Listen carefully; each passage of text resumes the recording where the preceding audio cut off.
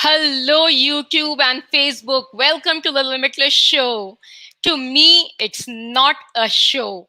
It's a movement that I started 8 weeks back to bring to you the inspiration, the challenges, the purpose, the passion, and how never to give up.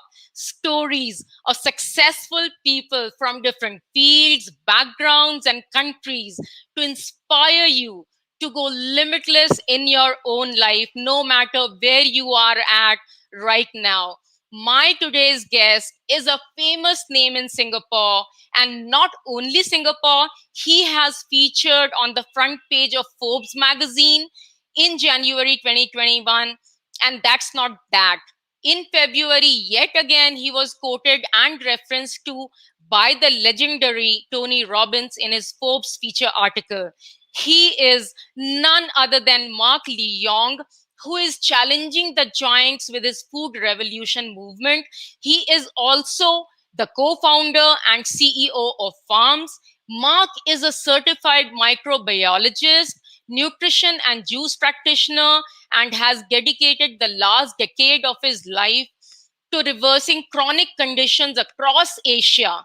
He is also the author of From Flabby to Fitty in 23 days, which has sold over 350,000 copies worldwide.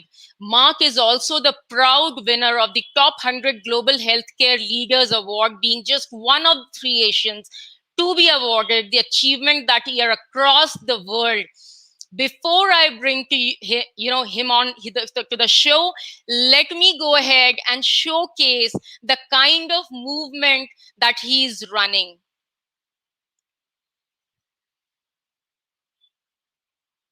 We are living in a world where lemonade are made of artificial flavors and furniture polish are made of real lemons.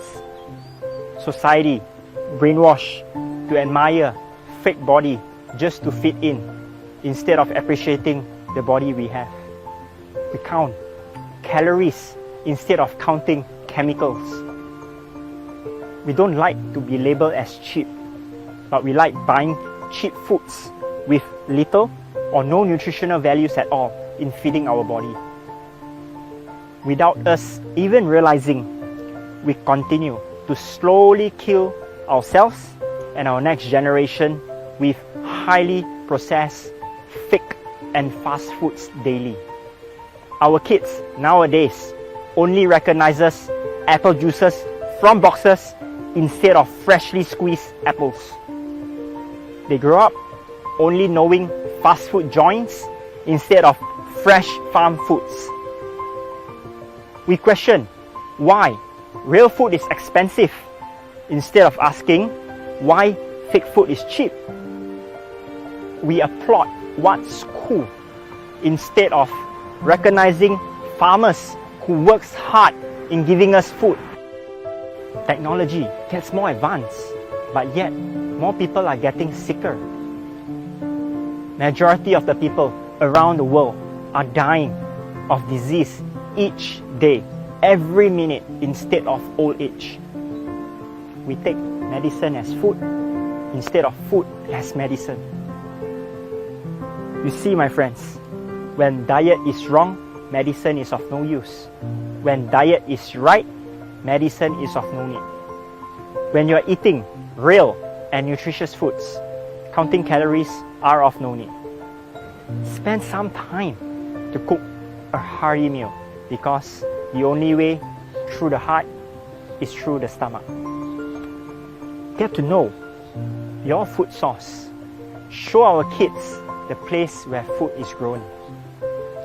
Eat not for the sake of filling our stomach, but for nutritional reasons. Nutrition is the fuel and source of energy for our body. Many only start making changes when death is at their doorstep. Don't wait till that happens. Sometimes it can be too late. Start making the right choices. Practice mindful eating habits. Learn to eat slowly. Stop comparing our body to the ones in the beauty magazines, because each of us are unique and beautiful in our own ways. Start living right. because our body is the only temple we live in. This is Mark Leong. I hope to make the world a better place by starting to make it a healthier place.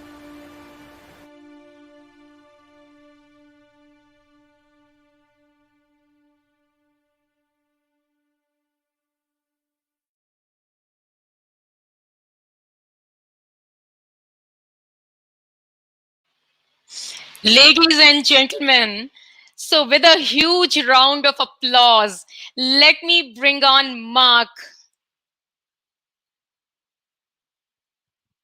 There, Anshu. Good evening, and to all of your Namaste, viewers. Mark. Hey, all right. I give you a warm welcome from India. Thank you so much, all the way from Singapore, and to all your viewers that is viewing from different parts of the world, and of course, if from anyone that is also in India. Hello there. Good Yes. evening. Live in Singapore, it's 9:04 p.m. right now. Yes, and it's 6:34 over here. And thank you Amazing. so much. It's a great, great, great honor and privilege to have a person like you on the show. I'm sure today loads of people are going to get inspired. Let's do it. Yeah. So, Yes. yes. So, Anshu, what do we have in store for all of the amazing viewers of your show tonight?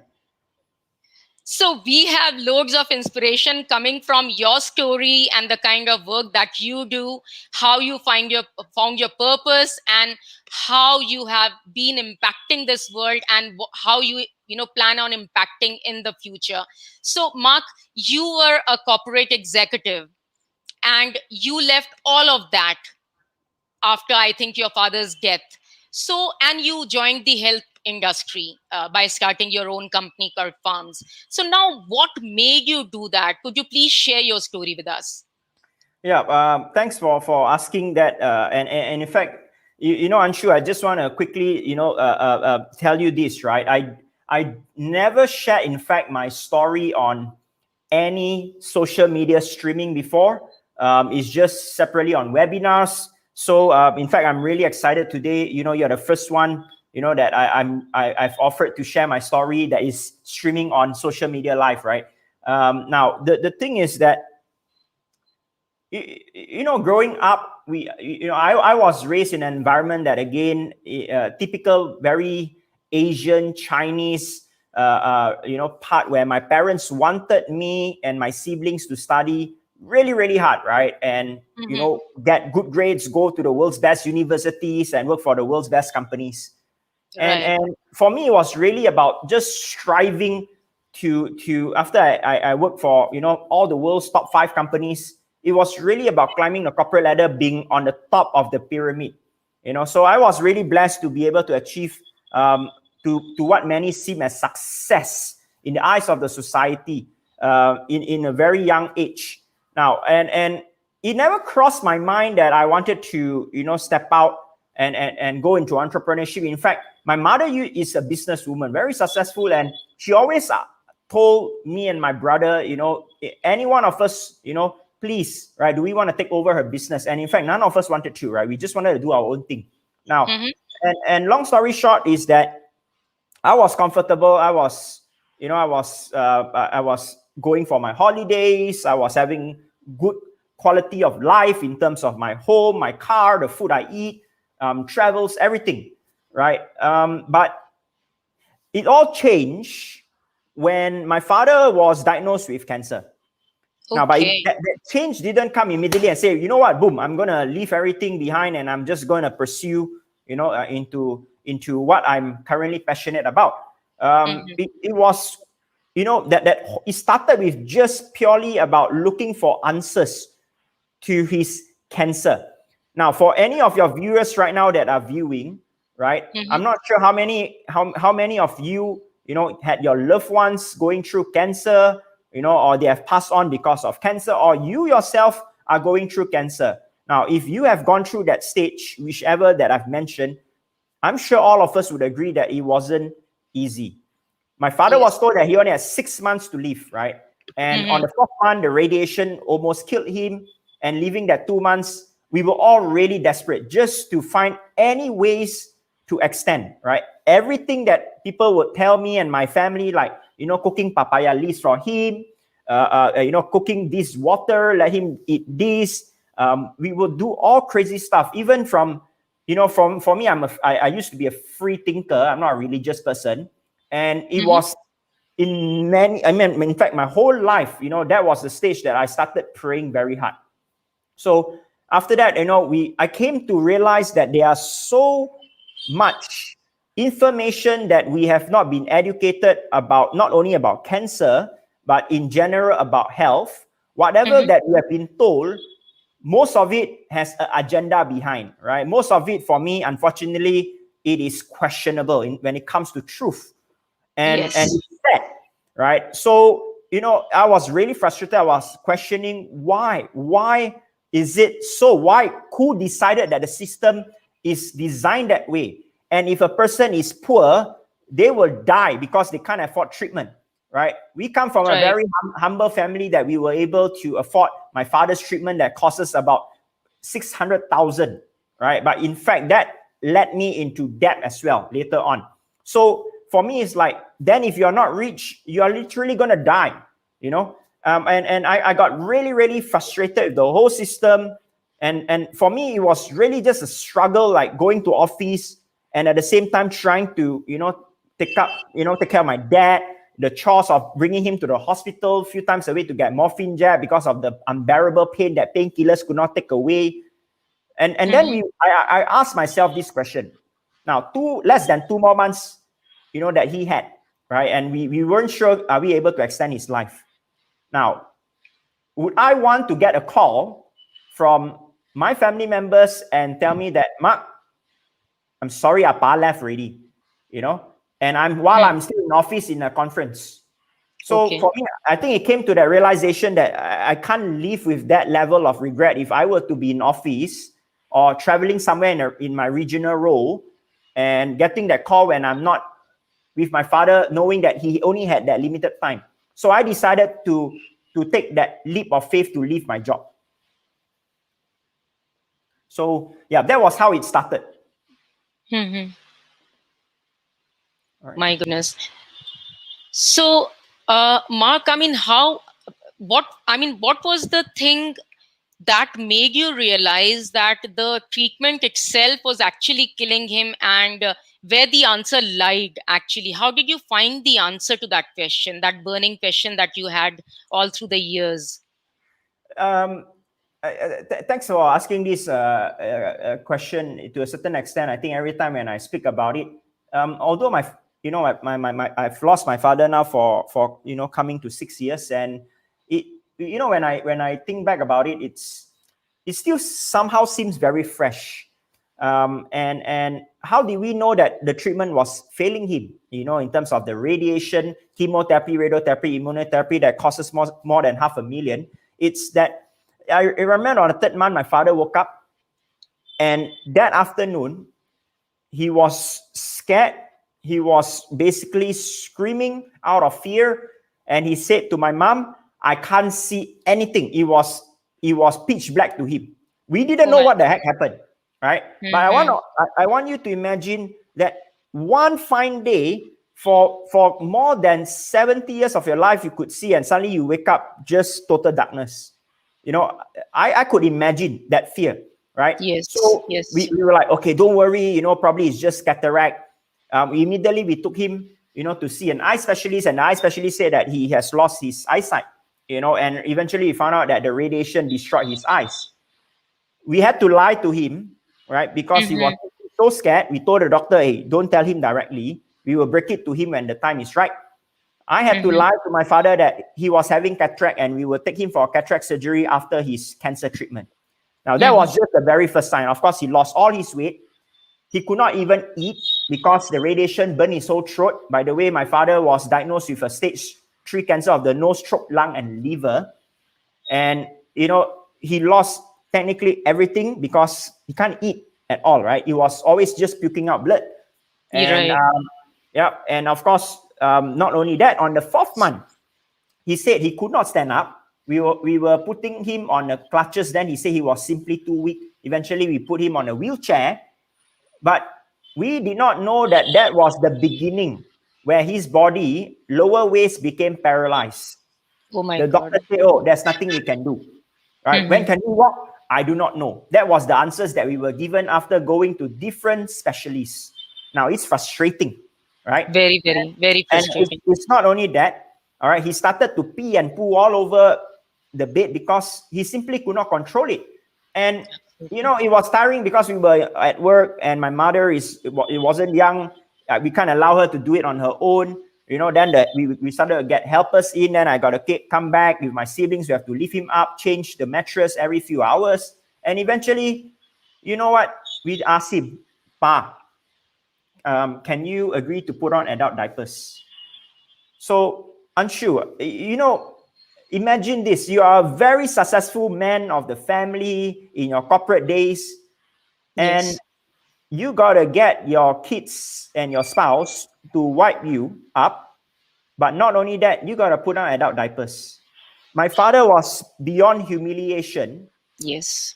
He asked me this. I remember he was looking at me and asked me, Mark, what did I do to deserve this karma?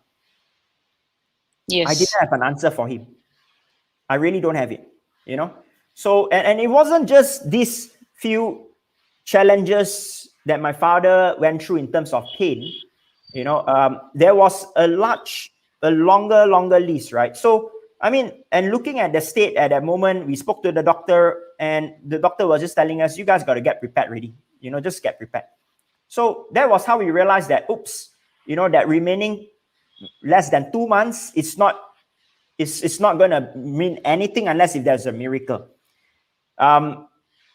We stopped the treatment because I asked my father, what do you want now? Where do you want to go, Pa? You tell me, we will bring you there, right? Yes. And he said, Mark, just stop the treatment. If I'm going to die anyway, I just want to go fast, right? And we said, okay, we're going to stop it. And the moment we decided to do that as a family, our relatives, everyone else that knew us, most of them were telling us that you guys are crazy. You guys are killing your father. You all should listen to the doctor, right? To continue I know. yeah, Yes. I mean, again, everyone, right? Okay, should we listen to the doctor or not? But you know that the person is failing, is dying. The Yes. result of the cancer is not killing him, is the treatment that is killing him faster than the Right. cancer. Yes. Now, then the thing is that we were calling every single person, right? Everyone that we knew of. And I was really blessed to meet Dr. Charlotte Gerson. Unfortunately, she passed away at the age of 96. When I met her, she was 84. She runs the Gerson Institute. I'm sure you probably have heard of her. Amazing lady, right?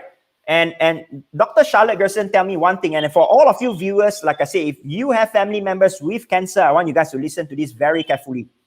She said, you gotta get food into your father's body. Otherwise, he has zero immunity to fight any infections, even a flu, because the radiation destroyed everything in his body. Everything. I say, how can he eat? He can't even drink or eat porridge. Mark, you just got to find a way in. And one of the things that I've learned at that very early stage was that Dr. Gerson tell me, cancer can't live in a body that is alkaline. That was how we make fresh organic vegetables and gave it to my father. Not those juice packs that you buy in the supermarket and all those rubbish, right? Hardcore. That 2 months that my father was told by all the best doctors in town, we managed to extend his lifespan to another 4 more years. Wow. From 2 months to 4 years. Yeah. I mean, some people say it's lucky. Yeah, I believe there could be certain element of luck, you know, to whichever forces that is beyond us in this world. But I also believe that it wasn't just luck and the blessing of, you know, any gods, but it was also that something that we did right scientifically. Yes. Then I started to research about cancer deeper and deeper. Then I found out that statistically, more than 90% of people that go through radiation treatment, they end up dying or they are half dead, not because of the cancer. So I asked, why would any one of us as a medical expert continue to prescribe a cancer patient chemotherapy? It doesn't matter you're stage 1, stage 2, stage 3 of cancer, all right? Or whether you're having breast cancer, lung cancer, whatever it is. Why do we continue to do something that statistically is not even right? And if that patient die, okay, it's the cancer's problem, right? It's never the treatment's problem. So and things that people tell me about what natural food is, what organic food is, I realized when I studied about the ingredient, there are a whole bunch of rubbish, right? A lot of marketing gimmick. So that was where, I said, you know what? I just need to make sure that I educate as many people that is going through the same thing that my father or the family members went through, where we are just simply looking for answers, right? Yes, and the absolutely. deeper I go in, the uglier facts I found about the health and the food industry. So it all started from that. It was nothing about, I wanted to become an entrepreneur. I didn't. People ask me this question, right? When Forbes interviewed me, and in fact, New York Times just a couple of weeks ago, they said, Mark, were you able to see, like, many years ahead that you will build something successful and multi-million? I said, to be honest, no, I don't. I never had that vision. I never had that, right? And I just wanted to do something, something that I was really frustrated. I wouldn't even use the word passionate. It started with frustration, anger, right? And so eventually, the more I studied about it, I started to become more passionate about it. And so and I mean, after that whole thing started, that was how I decided to, start a business of educating people, right? But then I realized that, doing business and passion are two different things. You can be very passionate about everything you do, but that doesn't mean you will end up having a successful business. So I went through another like crazy up and down of circles in my life. But whichever case, I think the whole thing here is that I still live with me, Anshu, I still carry with me, in fact, not live with me, I still carry with me regrets. That morning when my father passed away, I wasn't beside him. And it took me close to 36 hours to fly back for his funeral because I was in Mongolia. And the worst part was that 4 years I was embarrassed. I was waiting for the perfect time to tell him how much I love him, and how sorry I am and ashamed of myself all these years growing up, thinking that I was a son that will make him proud by getting the good career, power, and fame and all that. But eventually, I neglected the most important thing to him, which was the time. And it's a regret that I have to live with me right now. I wish that it was easier. Some people say, Mark, don't blame yourself, let it go. I tried. But what I've learned here is that, Anshu, I want to share with you and everyone else here is this, right? Life is really short. We have all been told about this, right? Treasure your loved ones. We will never really treasure them because we take things for granted when they're in front of us, they're naggy and all that stuff, right? But moment when you lose that person, you would wish that you would put anything in your possession to even get a minute back to look at them, and you don't even need to say anything to let them know how much you love that person. And this for me was a very painful thing, that no matter how much money I make, no matter who I am or whatever fame I get or whatever, I can never even get that 1 second back. And I want to, continue to mention this to everyone that I meet, because again, it's easy that we get caught up with day-to-day priorities in life, right? I mean, life needs to go on. It's true, but never forget to always make time for someone that you love, because life can just come and grab it away from you without us preparing for it. So yeah, that was how the whole Farmz thing started. Wow, beautiful, beautiful, Mark. I mean, I have goosebumps everywhere. I mean, thank you so much for so honestly narrating the whole thing to us. I'm sure there's loads of us who are going to learn lessons out of it and are not going to repeat it in our lives before we lose our own loved ones, to stay with that regret forever.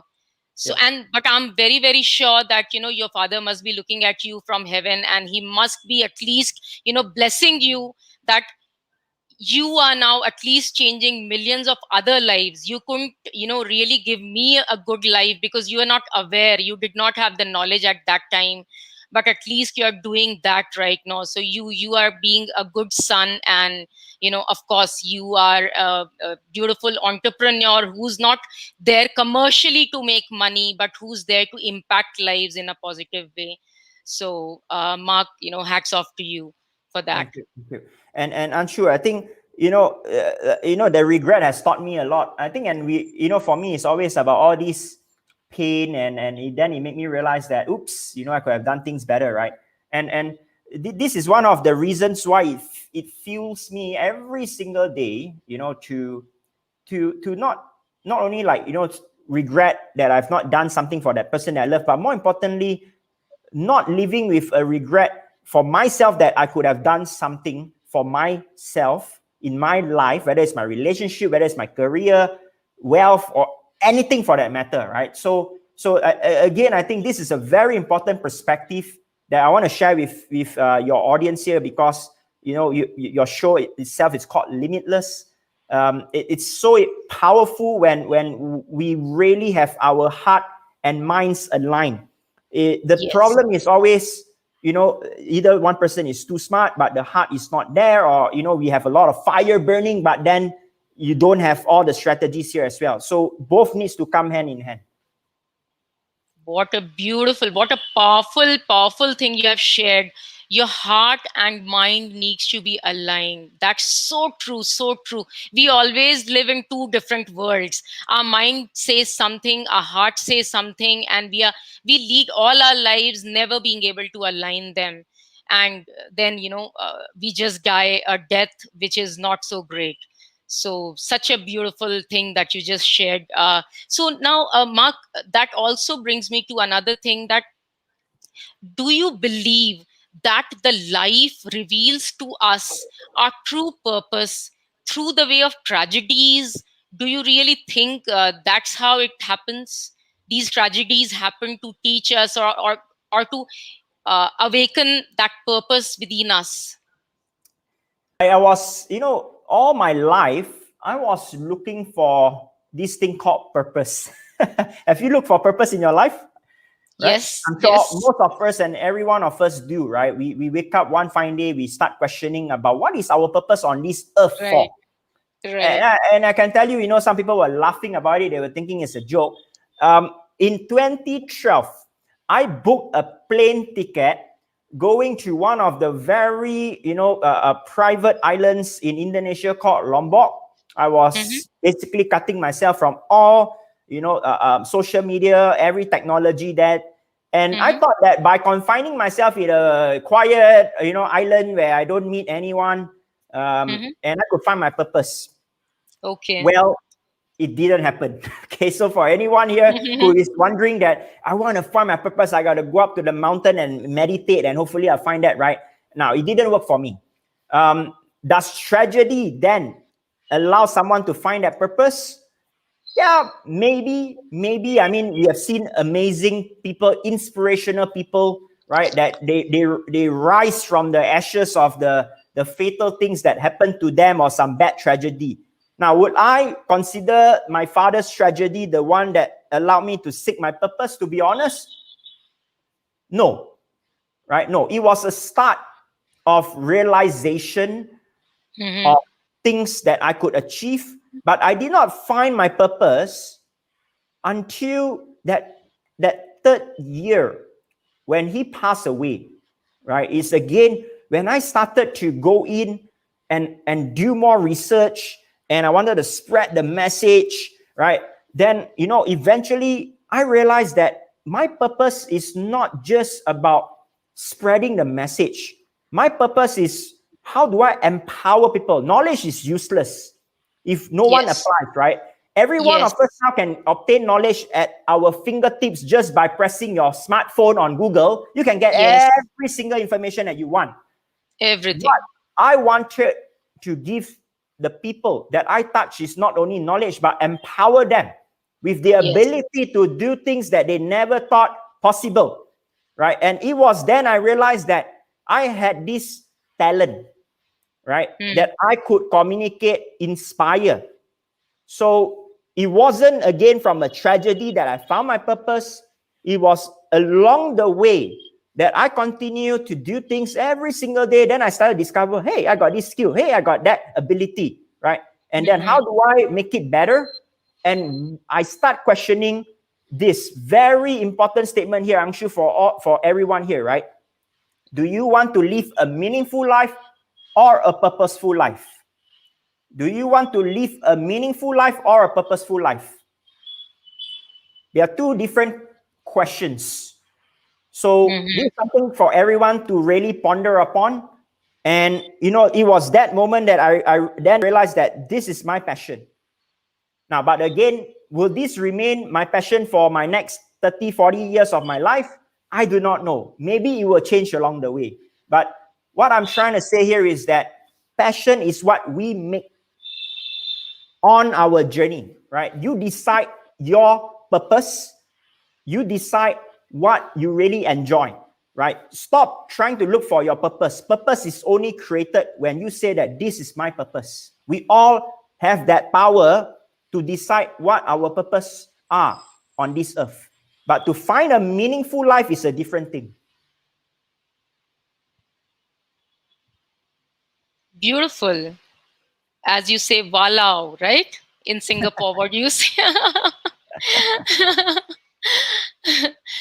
So, wow. So, what do you want to live? You want to live a meaningful life or a purposeful life? And yes, absolutely. As you said, the purpose also might increase. You might get more things on your way while you are on the journey still. While you have probably fulfilled one purpose, you might get on to another purpose, or you might take a few different purposes altogether. Yes, absolutely. Beautiful. Loads of people are going to have their hearts and minds opened up to these possibilities, and who have been struggling with, finding a life of meaning and purpose. So, what is a holistic lifestyle to you, Mark? You said in the, while you were sharing the story, you said the doctor shared with you that an alkaline body cannot have any disease sustaining to it, whether it's cancer or I think any other disease. So now, how do you lead that holistic lifestyle to keep your body alkaline? What is actually a holistic lifestyle to you? All right. Wow. The last 6 years at least, I keep hearing every health gurus, every corner, of the world, everyone is using this word holistic, right? And again, I don't think there is a right or wrong definition to every individual's interpretation. But for me, when someone asks me, Mark, what is holistic, lifestyle or holistic wellness? I say to them, it's not only one thing, right? It's not only about how healthy you eat. It's not about how many exercises you do in a week, right? These are the few very important components that comes together that then we are able to say that we are pursuing a holistic lifestyle or holistic wellness. So what is it? Number one is definitely the food. Food is so critical. And the joke here is that I say people in the third world, they are way healthier than all of us living in the first world, right? Because why? People in the third world are still eating real food. It's just that the amount of nutrients and the insufficient food causes undernourished or malnourished. But apart from that, actually, people are eating healthier, right? In the first world, we're eating highly processed food that has very little or no nutrients. Yes. Bad. Your body is constantly in a very high state of inflammation, and then it leads to disease. It's just as simple as that. So food is critical, right? Water is equally important. Our human bodies make out 70% water, and today everyone is just sitting in the office. We drink coffee more than we drink water. It's a bad thing, right? What else? Then, of course, the third thing is movement. Are we moving? Our human bodies are not designed to sit for 6 hours out of the 24 hours, putting aside the time that we sleep. Right. The fourth part is also critically important. What is that? The mind, right? The mental health. Are we looking at things in a positive manner? Now, I'm not telling everyone here every day pretend that you are happy and it's a happy day and you are happy even though you're not. I mean, we have ups and downs in life. But the question is that how are we taking on challenges in life, right? How are we structuring the choice of words that we even say to ourselves and the people around us? It makes a huge difference. No point you are eating right, you're exercising, you're drinking water, okay, but you are splitting words of venom, full of hatred, right? Hatred, toxicity. You can't be healthy. You can't be holistic. And the last thing is sleep. Sleep is so important. And one thing that is very frustrating of how entrepreneurs today, unfortunately, has painted the image that successful people sleep very little hours. Yes, That is that's so in true. fact, right? It's like, whoa, I sleep only 2 hours. It's like you're gonna get a badge of honor. You know what? For the less sleep, I'm gonna be a champion, right? In the eyes of the Yes, society. Now, that yes, is absolute rubbish, right? I mean, of course, as long as we age, we do no longer need to sleep many hours, lesser hours, but sleep and quality sleep is equally important. So these are the 5 fundamental things to me that I continue to pursue every single day to make sure that I have a holistic health or holistic wellness, right? It's not only one thing. All these 5 things have to come together as a fundamental. lovely. So one of our viewers, Riddhi Vijay, she's actually watching you from Singapore. Hi, And really? Yeah. in fact, I want to also inform you, since she just posted that she was a part of the Mrs. Singapore pageant, and Whoa. she was Mrs. Photogenic, and I think she got one more award which I've just forgotten. And she has a question for you: that how do you know that your body is alkaline? For a lay person, how do we know our body is acidic or alkaline? Wow, that is an amazing question, Reedy. Now, of course, unless you send, your body for a certain test to determine it, that is one way, right? But to put it in a layman perspective, because none of us are going to send our body and go and get to the lab and do such tests to understand, are you alkaline or are you acidic? Exactly. But the thing here is this, right? Our human body, it tends to be more on the acidic state. That's the fact of life, right? You can't really bring it down to totally alkaline state. It's just not how the human body functions. Now, but what we want to understand is that you want to prevent your body to constantly hit the super acidic state. Now, so how, Mark, is there any measurement? Now, to keep it simple, okay, what or how do you know that your body is extremely acidic? Few signs, right? Number one is definitely disease. Again, inflammation comes from the body being too acidic, right? Disease is one form to show you that your body is over. 2, when you start to have body aches, right? Joint pain. This is a Right. sign of inflammation. Okay. Thirdly, what else? You are having stress. This is also a form of inflammation that is triggering the brain to make you feel very tired, lethargic, bad mood. So for me, these are the indicators, without complicating things or taking certain tools or sending our body to basically, get it tested. This is how we are able to tell. Now, again, you can't really measure that, okay, my body is alkaline right now. But what you want to do is that, again, right, you want to constantly pump in alkaline food to help the body to manage the pH level. So I hope that answers the question, really. Yes, absolutely. I think it does, because till the time you're having any kind of discomfort in your body, any Yes. kind of pain, any kind of inflammation. In fact, I would like to add here, Mark, that I constantly, I have myself been a researcher into health, because I also suffer from rheumatoid arthritis. And I used to have inflammation in my joints, in my feet, foot joints, and in my hands. And last, we had a festival, and fasting is a way of India. We fast Yes. at every festival. So I started with fasting about more than a month back, I think. And after fasting, I started with the regime of eating one cooked meal a day.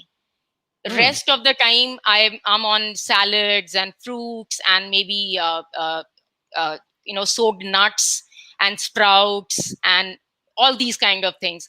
I want to share here, since the alkalinity thing came up, that I have no inflammation in my body right now. I feel very, very high on energy. And I think and there's no joint pains. I'm not having any joint pains. So that's another thing that I wanted to add, Riddhi, to the body being alkaline. So I know now naturally that my body is more alkaline because I'm not having those symptoms. Amazing. Wow. I'm happy to hear that. Keep it up. Keep it up. Thank you so much, Mark. So, Mark, you also have a food revolution movement that you're running, in fact, to get it introduced into the schools and so many other things. So, would you like to share what exactly is it, and how you are taking it forward? Sure. Ansu, do you have kids? Do you have children? Yes, I have a girl who's 10 years old. Ah, okay, amazing. And for all of you viewers, if you all have kids at home, just comment in there how many kids you have. Type in one. If you have one child, if you have two, just type in there two. Or if you don't have, type in there no, right? So, all right, okay, great. All right, so now the thing is this. When I was invited, I'll just tell you a very quick story, and this is so important because again, I wanted to do something because I was totally feeling very, very frustrated, and why? Because when I was invited to schools to go and teach children and teachers about nutrition, right? Because everyone was telling me, Mark, we want to invite your company to come and tell us about nutrition, especially how can we lose weight, what is the right diet, as the teachers did not have enough time to even eat.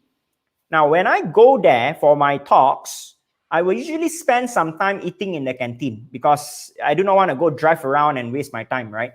So it's either before my talks or after my talks. When I go to the canteen, and what really triggered me to think is that why on earth is that out of all the 10 stalls, all right, at least 8 of them are selling highly processed food. Oh my God. Right? Now, of course, people would ask me the question, hey, Mark, when you were growing up, you never take prata, roti prata, right? Yes, paratha. Right? Or any of those in school? I say, no, correction, I do take all of that in school. The only difference here is that back then, those aunties that were cooking the curry in my school, they were using real chicken, right? Yes. Mutton or beef, whatever that animal is, right? But now, the curry in there is no longer curry chicken, it's curry with a sausage or a chicken nugget. It's the processed food that you don't even know what that piece of nugget is made of, how many percent of chicken in there, right? Right, right. So I understand cost is one thing, speed is one thing, but why many years ago we could really cook real food? Why now we can't? I was asking myself that question. And again, if we look at science, right? We look at science, we look at data. I can't comment for India side, but if you look at in general Southeast Asia, right? Mm-hmm. And I don't even want to talk about US because there's a whole different animal, and Europe. The disease, chronic disease like diabetes, cholesterol, blood pressure, cancer, they are rising higher and higher every single year. Ask ourselves this question: isn't medicine and science more advanced? Yes, but why is disease rate going up? Oh, Mark, it's genetic. Genetic contributes less than 7%. It's rubbish. Nothing to do with genetics. It's how we were eating when we were at home, when we were raised, when we go to the school, the whole system. Now, imagine if you are eating fried chicken and junk food, potato chips, your whole life growing up for 16, 18 years of your life. Suddenly, when you go out to the real working world, you are overweight, you have a few bunch of health conditions, and then we are told what? Get your salary, allocate a certain percentage to buy what? Insurance. So that if anything happens to you, You do Yes. not need to become a burden to your family to pay your hospital bills. Okay, let's allocate 30% to our insurance, right? Yes. Then what? Suddenly, okay, you read the beauty magazines, we have to be healthier, I better start eating salad. You eat that full first spoon of salad, you give up. You said, my God, tastes horrible. I better go and eat my fried noodles. And then people tell you, yeah, no point eating healthy. Life is short, you're going to die anyway. Right? Everyone laugh about it. And then you start telling yourself, I'm not a disciplined eater, I can't eat clean. Well, guess what? It's not your fault. It's not our fault, because not every culture were raised eating salad. Yes. I was raised eating cooked food at night. I was eating something warm. I don't eat Yes. raw vegetables, right? How the heck, Yes. after 30, 40 years of your life, suddenly you want to eat that? So, Yeah. and that's why people keep failing. People keep failing, right? Because we are trying to be somebody that we are not. We are so Again. influenced by the Western culture. Yes. Remember our roots. Yes. Now, I can't change. Then I said, it takes me a while to change adults. Why? Adults always have limitation. We always were, unfortunately, because of the years growing up, the whole perception has formed our reality. Perception has formed our reality. But kids, they are different. They do not have a choice, because whatever they get is what the adults decide. Yes. And True. I said to myself, if I'm going to have my children and my children is going to school and my children is going to eat that crap, forget it, right? And all these people, right, that is working in the Ministry of Health, I don't care which country you are, you guys should be embarrassed of yourself, because you guys say you want to do great things, but you are even not able to put the right thing in the school food, right? And people that is having weight issues are working in the Ministry of Health. You have health issues, you're working in the Ministry of Health, and you're telling people you want to fix health. Fix yourself first, right? Yes. So, and I said to my whole team, right? I say, okay, we got to do something. We can't just complain about the government, complain about everything is wrong, right? Then we are part of the problem. So that was how we said, let's do 3 things in part of the food revolution. Number 1, let's teach all our kids how to plant their food, not because we want them to become farmers. Because when I held up on my left hands 6 years ago, right, to children between the age of 12 until 18, I was holding asparagus. I asked them, tell me what is this? Whoever that get it correctly, right, I will give you a prize. I get answers like spinach. I get answers like, kangkong and all the different vegetables. Now, it's sad, guys. People laugh about it. People are laughing about it, right? But it's sad because why? We are so advanced. We are one of the world with the best education system, right? Singapore, right? Yes. Top notch, right? But our kids don't even know the food. We have a problem fundamentally. We don't even know what we eat already, Mm-hmm. So I said, let's teach the kids how to grow their food. Number 2, get the canteen vendors out of their 10 stalls, 1 stall that cooks real food. I'm not telling everyone to eat organic. I'm just telling people that cook the real thing itself, right? If it's At vegetable, least the real. if it's meat, right? Right, Give them a right. choice. Yes. Give them that choice. Don't take away that choice from them. And last but not least, incorporate food and nutrition education as part of the co-curriculum. Not in that boring way where we tell people and kids, oh, you got to have more vegetables so that you got more vitamins. No, it's boring. Nobody's going to learn that. Even as an adult, I won't. But let them knead dough, making bread, right? Making pasta, understanding making juices, right? So for me, these are the 3 fundamental things that we implemented in the schools that we went through in Singapore and Malaysia. So that was what the food revolution movement is. And it is going to take a 5 years transformation, right? To see hopefully nationwide, every school will have this system in the coming years. And again, I personally believe that this is so important. If you really want to raise a generation of not sick kids, right? Unfortunately now, we are all raising generation of sick kids. Yes. And again, people always tell me, Mark, you got to be healthy. You got to be rich to be eating healthily. I say, no, it's not true. You don't need to be rich to eat healthily. You just need to understand how to eat healthily and do it. right? It's that simple as that. Right. We have just made everything so complex. Actually, it is not complex, but looking at the Western world, yeah, I think the whole world is affected by the eating habits of the Western world everywhere. Our kids love pizzas and burgers more than, their own rooted food. Yep. Yeah, that's so true. So now taking this to another area. In February, you were quoted by Tony Robbins, where he said that, he quoted you saying, never rely on luck or individuals. Where Tony, quoted you. And I want to tell you, he is my ideal. I really kind of, almost worship him. So he went on to say that I find that creating systems helps to create standards and consistency and can minimize the risk of failure. But of course, you have to make some mistakes in order to find out your best path. What mistakes did you make in the beginning after you set up this? You were completely from a different background and you came to a different field altogether. So I'm sure you also made some mistakes. So what were those mistakes that you made and what did you learn out of them? Wow, this is a tough one. This is absolutely a tough one. I've made so many mistakes in my entrepreneurship journey, or that I can't even start listing them. It will be a very long list here, but I will just touch on a few very, very important mistakes. And now I don't see it actually as a mistake. I see it as a part of the learning. And I want to share this in a summarized manner so that hopefully everyone that is watching your show right now will be able to relate and, more importantly, benefit from it. It doesn't matter if you are working on your own business. It doesn't matter if you are working for someone. It doesn't matter, right? This applies to everyone, hopefully, right?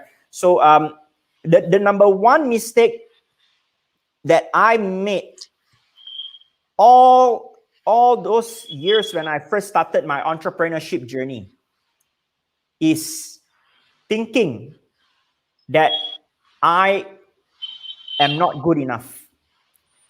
Now, I know some of you is like, okay, he's going to get there with the Tony Robbins part on, oh, you can do it, and, start giving yourself some positive words, walk on fire and all that, right? No. The fact is that, and I did not have only one mentor, right? I had Tony, I have John Lee, I had G. Abraham. I've got amazing mentors, world-class people that, really guided me, right? And everything that I learned, the first thing from all of my amazing mentors is, you got to change your perspective. You got to change your lens, right? And for me, the biggest mistake all my life was that thinking that I wasn't good enough. So the moment I start telling myself that I am good enough and I'm going to find, not just telling yourself I'm good enough, and you do nothing, right? I'm good enough, but I take action. Every single day, consistent action, right? For me, that was how I overcome the part where I started then to believe that everything is possible. When we put our mind to it, the universe will just come, and align. They will bring you the right people. They'll bring you the right opportunities. It's just, you got to get your mindset right first. So that's number one. Okay, number two. The mistake that I made as an entrepreneur was thinking that I know it all. That was another big mistake. Then what I did was that I started to set aside, a certain amount from my business every month. And I invested by going to, seminars, by buying books. I've never read in my younger days, in my 20s, in my 30s. I only started reading towards the later stage of my life. And then I realized that, my God, knowledge is so powerful, right? And that part on us being humble is so important, because it's not only about you pay money and you go and learn, and there's a lot of people that, we put our ego in front, right? That is a big mistake. I took away my ego. It's not easy. To be honest, Anshu, it was really difficult as a man. I put away all my ego, And from there, I really ask people, I would like to learn from you. I'm just starting out. I'm here and all that, right? And that was where people start opening up to us, and again, that was the second big mistake, right? Never think that you know it all, because the moment that you think you know it all, you know nothing.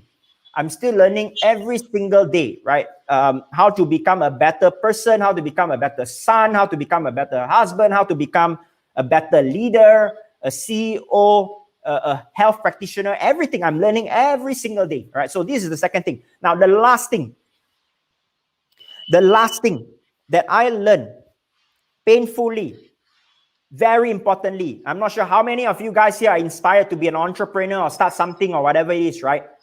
Passion can only take you so far. Passion can only take you so far. It's not about making your first million. Making the first million is easy, right? It's how do you bring your business from 1 million to 10, from 10 to 50, 50 to 100. When you hit above that 1 million, it was more about focusing on what? Building systems. So for me, that was one big mistake that I made in my early days of the entrepreneurship. Why? I thought that I was passionate. I was angry. I wanted to go out there and tell everybody about everything that I've learned. I dedicated my life to become a microbiologist. I studied about bacteria, disease, and etc. But our business for that 1 year were running loss. I could not even pay myself any salary. I was living on my savings from my corporate days. I had to sell my car, right? No shame. No shame in it. My credit card maxed out, right? Because passion is not enough. We need to have strategy. We need to know, are we doing the right thing? Marketing helped me a lot. Understanding, are we just creating a product or a service that we think is good, but it's not what people want, right? You got to understand, you don't go to a person that is having a stomach ache and diarrhea, telling that person, hey, let me sell you this cream to apply on your hand. No matter how good your cream is for the skin, no one is going to get it from you if you're not giving that person that solution to his or her problem. The moment we change that approach, understanding what are we really, who are we serving, how do we get the message out, that 12 months that my business was running at a loss, big mistake. I still remember I was telling my partner, I think this is one of the biggest mistakes.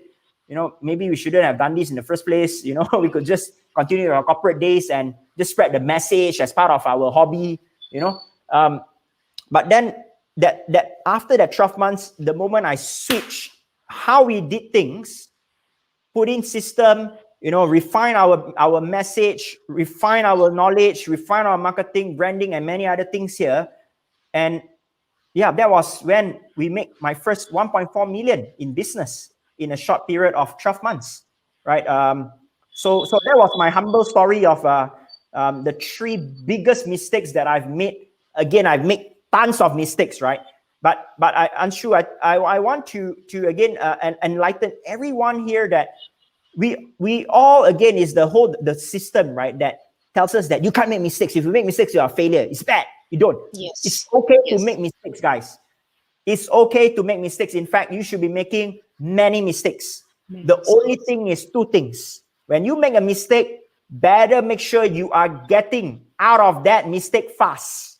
Find a solution to that mistake fast. That was what me and my management team were doing. We were like, okay, we hit this. What do we do now to unwind it?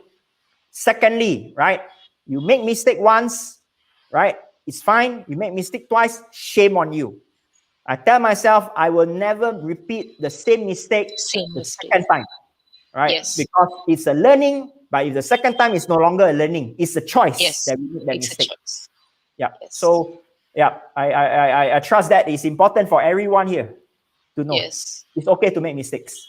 Yes, absolutely. Wow. I mean, I need to appreciate you, Mark, for such honest and detailed answers, because not many of the entrepreneurs who are successful would be willing to share so much of detail and with so much of passion and energy. I think, it's reaching to everyone's hearts. I'm sure it's touching, each and every soul who's watching this and who's going to watch the recording in the future. So thank you so much, Mark. I appreciate your honesty and the clarity with which you're bringing out the message. It's absolutely a stark reality which is coming out from your mouth. And I love that part where you said that you threw off your ego and you became more humble. You made yourself more humble so that others opened up to you. It Such a beautiful message. A lot of times we don't even realize that we are putting our ego in front of us. Lovely message, thank you. Thank you. We have again Riddhi asking us, how can one join this food revolution movement? Hi, Reedy. Wow, amazing. Thank you for the interest. Whenever we are going to schools again, unfortunately now it's because of the COVID, so we have put this initiative on hold. When we are open up again to go to the schools, I will post it on my Facebook and my social media. So look out for that. Yes, we will always welcome volunteers. I'm really needing a lot of hands that to be part of this movement, and by spreading the work that we do, it is also contributing to part of the movement. So thank you so much, Reedy, for opening up that you are so willing to be part of the volunteer. Okay, so great, Mark. And I think, even I have been kind of the one who has filled up the form that you had there, and just tried doing my bit, whatever I could from India. So thank you so much for running this movement. It is very close to my heart, and I wish that the same changes happen over here in India, and I think in every country of the world, because every child and every life deserves to lead a good and healthy and hale and hearty life. So yeah. Now you shared that you had multiple mentors. You had Tony Robbins, John Lee, and so many others. So I think mentors were a very important part of your journey. What difference did those mentors make in your life, and what do you think would have been different in your life had you had no mentors? Would you like to kind of tell people, because there are a lot of people I come across every single day, who think that all the knowledge is available on Google and YouTube. They think that they can learn everything from YouTube without spending a single penny. They learn a bit from here, they learn a bit from there, and end of the day they are nowhere. So would you just tell how much power those mentors had over your life and your Oh, journey? wow. I also, it's so difficult to even, put it to words if I were to summarize how powerful the, mentorship that I was really blessed to meet, all these people, right? So I definitely, now the question is that I get this from my friends, right? And relatives, right? Like, hey, Mark, do you think you were able to build a multi-million, organization and get that speed, in a very short period that most business people take years to reach even that stage, right? If you do not have a mentor. Now, the answer is, I don't know. Maybe yes. But one thing that I'm certain is that it will take me longer. It will take me way longer to get to where I am today, right? Maybe a lot of banging the wall and all that, right? I will get there eventually, but maybe it's longer. I don't know. Or maybe I will never even get there. But based on one of the examples, which was this incredible mentor of mine, John, right? Remember, Anshu was sharing with you my first year, I was losing business. I was selling my car, swapping my credit card and all that to fund my business, right? And if at that stage I did not get that one-to-one mentoring with John, and I'm saying this because I think I owe him that gratitude to really touch me on different areas, right? We would not have possibly built Farmz Asia to this level. So it helped me to accelerate my learning curve. It helped me to avoid those mistakes, that I may have just keep hitting it. Because now you say, hey, you know what, you're going to hit this if you continue walking this way, right? Okay, I'm just avoiding it, right? So that has definitely helped. And one thing that for me is not the knowledge itself, is the experience. People can tell you, okay, if you want to speak, you want to become a great speaker, you know, you can just go in there, you stand like that and all that. You can run the event, you give them the value, right? Whether it's a live session or it's a webinar. But it was my mentors that tell me, Mark, you should position on the stage this way. The registration should be this way. You know, how the people should be looking at, how it's so important when we speak to someone that you come down from the stage and you look the person in the eye and have eye contact with as many audience as possible. I could not have learned that from the books. It was all through experiences that these mentors have in their whole life that enabled me then to put out my message. All of us have a message. All of us have a story, right? But how do we get that message across powerfully? Yes. So the mentor did help me there, right? And again, like I said, passion is just passion, right? The strategy is in place. You can't get now. This is another thing that I get very, you know, I always laugh about this, right? Everyone is trying to tell someone how to become a millionaire or how to become an entrepreneur when they have not done it. Never learn from a person that has not been there, right? Because you want to get from a person that has that rich, true experience to mentor you. You know, so I'm sure, you know, to bring it to a summary, the mentors that I had in my life did really mattered so much to expedite the speed of what we have accomplished. That for me was critical. But with that said, be also very careful with the mentors that you pick. Yes. There are also many people now that abuse their knowledge by selling us expensive programs out there just to make that money with you. You know, there's no personal touch. They're not really sincerely or genuinely sharing with you. Then these are not mentors. These are just another person that is just monetizing, right? So make sure that you find the right mentor is really important, and understand a mentor and coach are different things. Okay. And last but not least, all right, when you get yourself a mentor, okay, which is so important in our life, right? Never underestimate that. Always make sure that we ask the right questions, ask quality questions, right? And for me, yeah, these are just the tips of my life that I would like to share with every one of you. And last but not least is that the values of that mentor must align with you. No point he or she is the best, but just somehow there is no integrity or the values don't align. Because I'm a human person. I only work with my mentors or my clients or anyone when I have that chemistry. I'm not sure about you, Anshu, but for me, I need to connect with that person. I've got incredible people that say, Mark, I want to mentor you. Let me be your coach and all that, right? But I just don't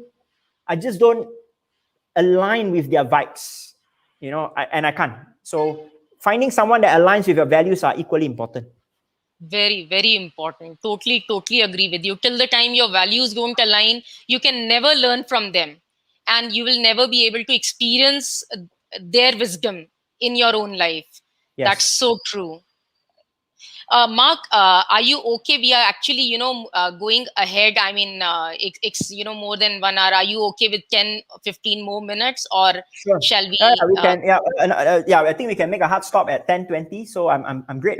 Yeah. As long as all your audience and yourself are hopefully still getting value from our conversation tonight. Too much, tremendous. I really wanted to just go on and on. Like, it's a brilliant conversation that's going on, and there's loads and loads, and we have loads of comments flowing in constantly, and everyone is so appreciative of, everything they are learning out of it. So thank you, yes, everyone. Thank you so much for your extended time. So now, beautiful answers. Now, what drives you every morning to go out and excel basically in whatever you do? Because I'm sure there would be certain mornings everyone feels that, what am I doing? Or maybe, so what actually makes you spring out of that bed and go out and again excel in the work that you're doing every single day, making that positive impact on the world? Okay. Yeah. Anshu, when I say 3, 2, 1, I want you to clap your hand and say boom with me. All right, let's do this. Yes. 3, 2, 1, and boom. Boom. Okay, so now I don't get up every day and I'm like, oh, I'm gonna conquer the world, and I don't get up every day. It's like boom, boom. If you guys were watching my video, right? Now, what keeps me moving is simply this. Ask yourself, every one of you that is watching this show right now, right? How old are you right now, or how young are you right now? An average lifespan of a person is 77 years old, an average one today, all right? Right.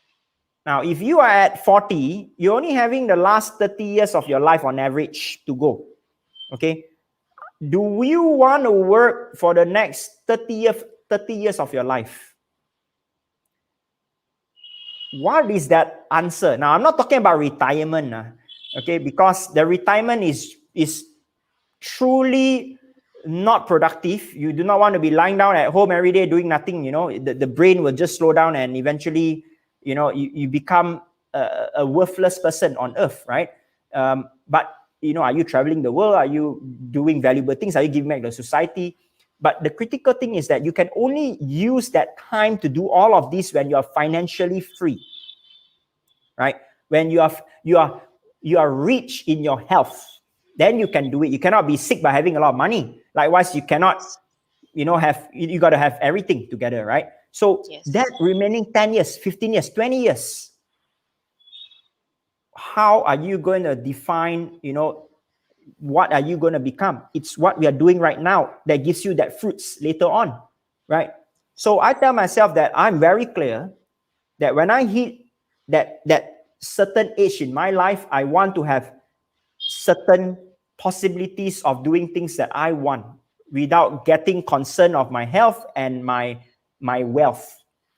So that is what keeping me, fully awake every day. When I get up, I'm excited.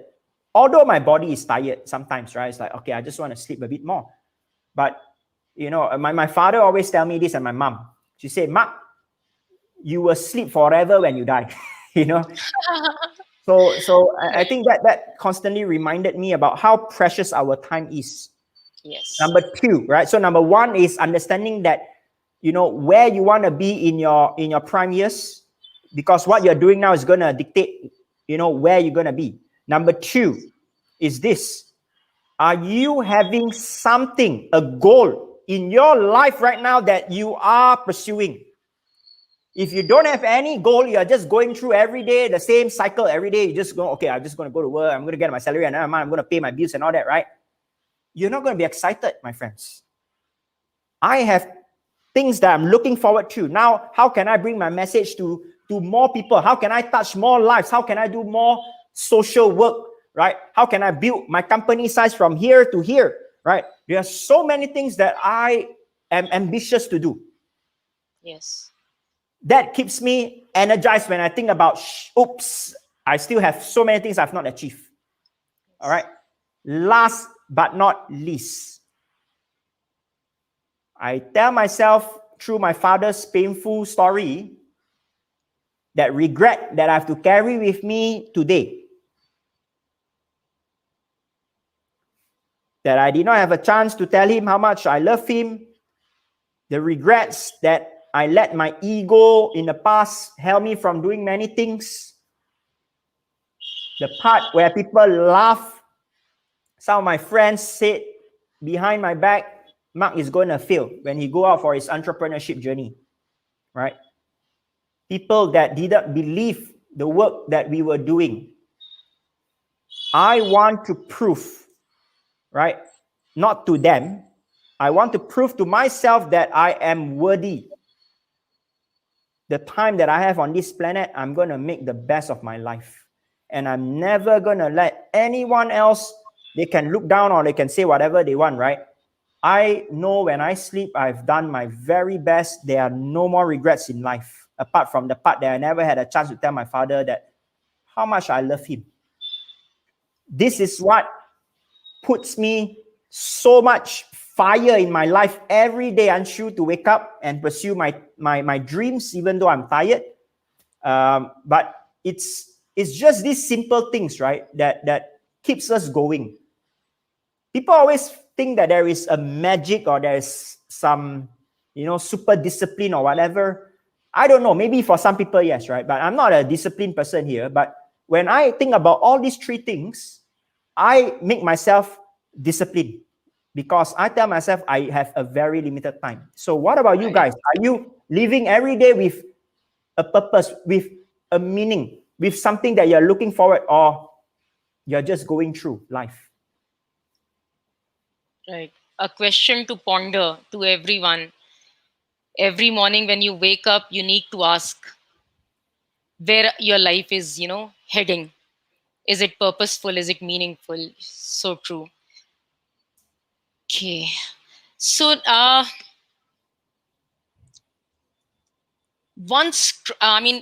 are going to go ahead with now the lightning bolt round, Mark, where I will ask you very short and sweet questions, maybe, just one word or one liner answers I want from you.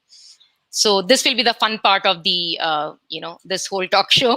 So I think we have been talking about a lot of serious things and a lot of learning and everything. So just to make it a little fun now.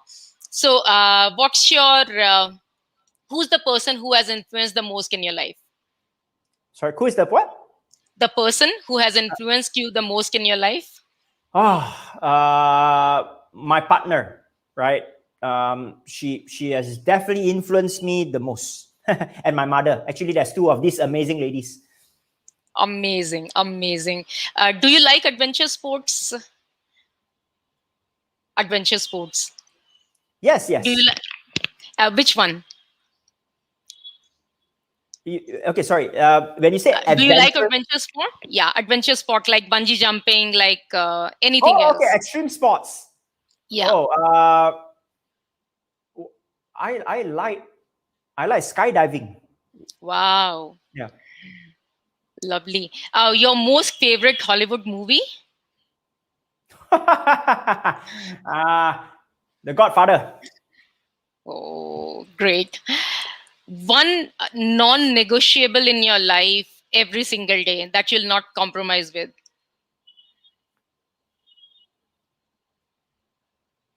My juice. Wow. One book that has made the most impact on your life.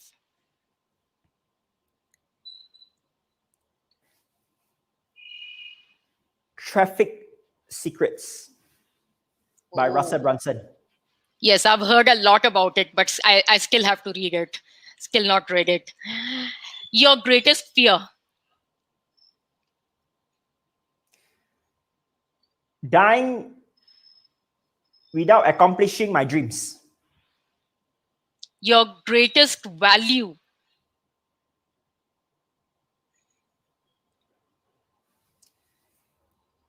Healing lives. Wow. Which is the biggest quality you admire in anyone? Honesty. Beautiful. Any current book that you're reading right now?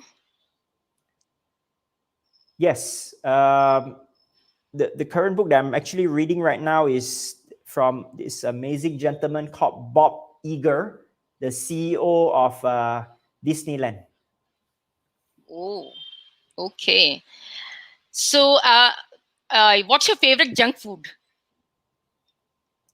Oh, this is okay. Yeah, I still take my junk food. Gummy bears. Okay. If you could speak to any animal in any language, what would that language be? And which would be that animal? Fish. Okay. And in what English. language? English. English. Nice. Thank you so much, Mark. And just one last thing before we say bye bye to our audience is, what's the one advice that you would give to your younger self?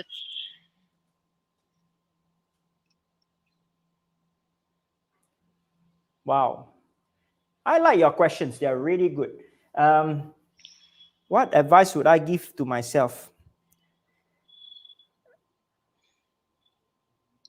To say what is in my heart to the people that matters to me without waiting. for the right time.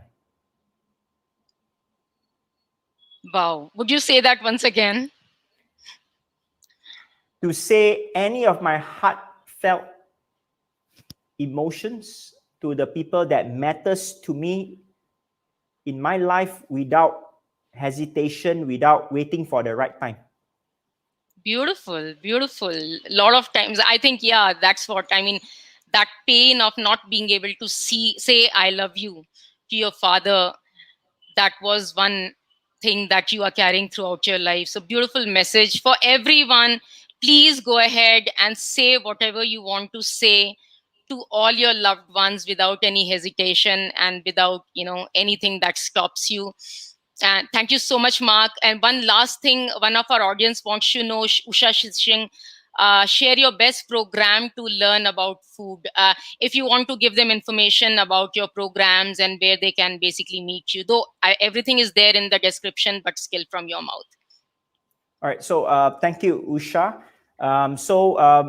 If you want to learn about weight loss, for any of you who have been struggling, to lose weight, you tried so many things, or you're trying to understand more about food, this is where my signature program called From Flabby to Fitty in 23 days that you should really check it out.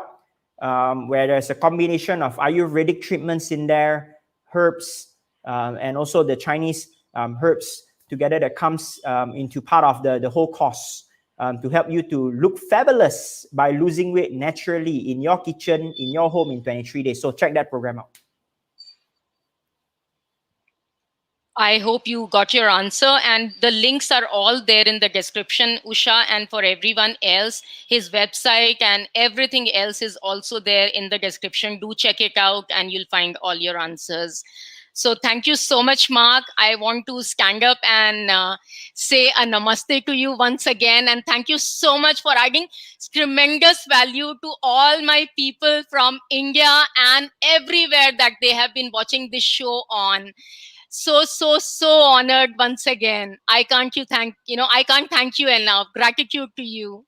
Thank you, Usha. I mean, and for all of you who are watching right now in whichever part of the world, or you're in India, I'm really blessed to have you, sharing my stories of my life. And more importantly is that wherever you are, guys, right now, right, I hope don't just continue listening to stories and get inspired for that one day and then you go back to your life, right? Put your life to the best. And Usha, special credits to you for organizing this. It's not something easy, and you do it. Gratitude to you, right, for allowing me this opportunity to share this. It's crazy. It's been very busy, but I'm always very happy to provide my life work and experience if I could ever help anyone. So big thanks to you as well. I'm really happy to see you. I've been talking about this for the last few weeks, and it was just so busy with so many things going on. And also, of course, my team members who were with me until 10:30 right now, especially Andrew.